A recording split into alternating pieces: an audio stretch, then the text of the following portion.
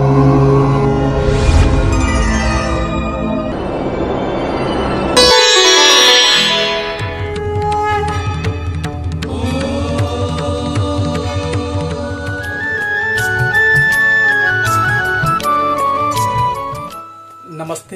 जय जगन्नाथ।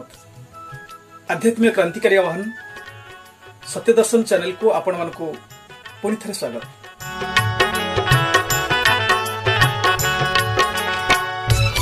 प्रिय जिज्ञासु दर्शक बंधु, समस्ते कहती कर्म ही भगवान।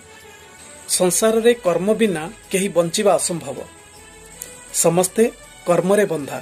तन्मध्यरु मनीष बा बाजीव किपरि? मनीष तार जन्म ठारू मृत्यु पर्यंत कर्म करी चली थाए। तेबे आसंतु आज एई विषय को नहीं संक्षेप रे जानिबा कर्म कौन।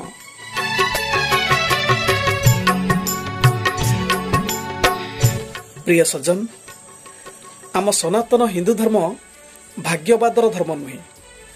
वेद, उपनिषद, गीता शास्त्र आदि रे कर्म को कर्तव्य भाव रे विवेचना करा जायछि। कर्म बिना गति असंभव। यही कर्म शब्द संस्कृतर क्रू धातुरु उत्पत्ति। क्रू अर्थ कार्य करिबा। तेणु कार्य करिबा दृष्टिरु देखिले कर्म 6 प्रकार: नित्य कर्म, नैमित्त कर्म, काम्य कर्म, निष्काम कर्म, संचित कर्म और निषिद्ध कर्म। 1 रे नित्य कर्म अर्थात दैनिक करुथिबा कार्य। 2 रे नैमित्त कर्म अर्थात नियमानुसार करुथिबा कार्य।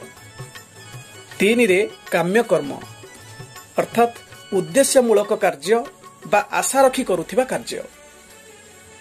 4 रे निष्काम कर्म कोनोसी स्वार्थ बा कामना आशा न रखी करुथिबा कार्य। 5 रे संचित कर्म अर्थात पूर्व प्रारब्ध अनुसार हेउथिबा कार्य। एवं 6 रे निषिद्ध कर्म। निषिद्ध कर्म हला अनुचित कार्य बा जहा करिबा उचित नुहे। ये हला 6 प्रकार कर्म। धर्मशास्त्र रे मनीषर मन, वाणी और शरीर द्वारा करा जाउथिबा कार्य को मध्य कर्म कुहा जाए।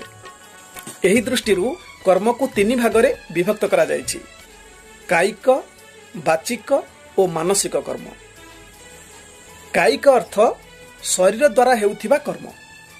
वाचिक अर्थ वचन बा वाणी द्वारा हेउथिबा कर्म। एवं मानसिक कर्म हला मन द्वारा हेउथिबा कर्म। गीता रे गुण अनुसार 3 प्रकार कर्म कथा कुहा जायछि: सात्विक, राजसिक और तामसिक। सात्विक कर्म हला कोन? जेउ कर्म शास्त्र विधि नियमानुजाई करा जाए, कार्य रे गर्व न करी, फल आशा न रखी, आसक्ति न रखी, घृणा इत्यादि न करी जो कार्य करा जाउ थाए ताहाकु सात्विक कर्म बोली कहा जाए। राजसिक कर्म जेउ कार्य बहुत परिश्रम करी करा जाए, अहंकार और फल आशा रखी करा जाए ताहाकु कहा जाए राजसिक कर्म। एवं तामसिक कर्म होउची जेउ कर्म द्वारा क्षति, हिंसा, सामर्थ्य आदि को विचार न करी केवल अज्ञानतारे करा जाए ताहाकु तामसिक कर्म कुहा जाए। सेही परी कर्मफल आधार रे कर्म को मध्य 3 भागरे विभक्त करा जायछि: क्रियमाण कर्म, संचित कर्म और प्रारब्ध कर्म।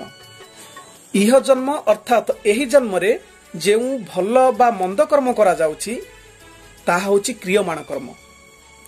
एही क्रियमाण कर्म संचित होई परवर्ती बा परजन्म को भोग कराई थाए। तेणु एही कर्म को कुहा जाए संचित कर्म।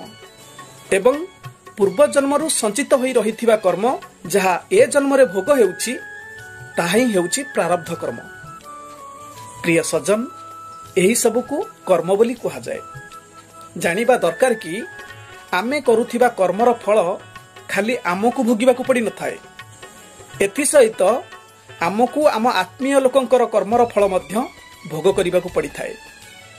जेमिति जड़े चोरी नकरी मध्य जदि चोर सांगरे सामिल थाए तेबे ताकू मध्य चोर भाव में दंडित होगा पड़ी थाए। ठीक सेहीपरि आम आत्मीय लोकर पूर्व प्रारब्ध बा संचित कर्म द्वारा आमको मध्य प्रभावित हेबाकु पड़िथाए। जेमितिकि आम घरे आमर केही जणे जदि पूर्व प्रारब्ध जोगु रोग भोगु थाए, आमे ता पई बहुत चिंतित होई थाउ, ता पई टंका पैसा खर्च करू, तार कष्ट जंत्रणा देखि दुख पाऊ। तेणु कर्म कला बेले सबु बेले ध्यान रखिबा दरकार कि कर्म जेपरि खराब न हुए, नचेत आमे आम कला कर्मर फल भोगिबा सह अन्य माने मध्य आम कर्म द्वारा प्रभावित हेबे। सेथिपई सबु बेले कुहा जाए, भल लोकंक सहित मिलामिशा कर, भल लोकंकु समर्थन कर, सबु बेले भल काम ही करि चल, तेबे आम जीवन सरस सुंदर और सुखमय होई परिबो। तेणु प्रिय दर्शक बंधु, सर्वदा कर्तव्य कर्म करंतु, आनंदरे जीवन बितांतु एवं भगवानकर कृपा करुणा लाभ करंतु। धन्यवाद। आजिर कार्यक्रम एइठारे विराम दउची। नमस्ते, जय जगन्नाथ।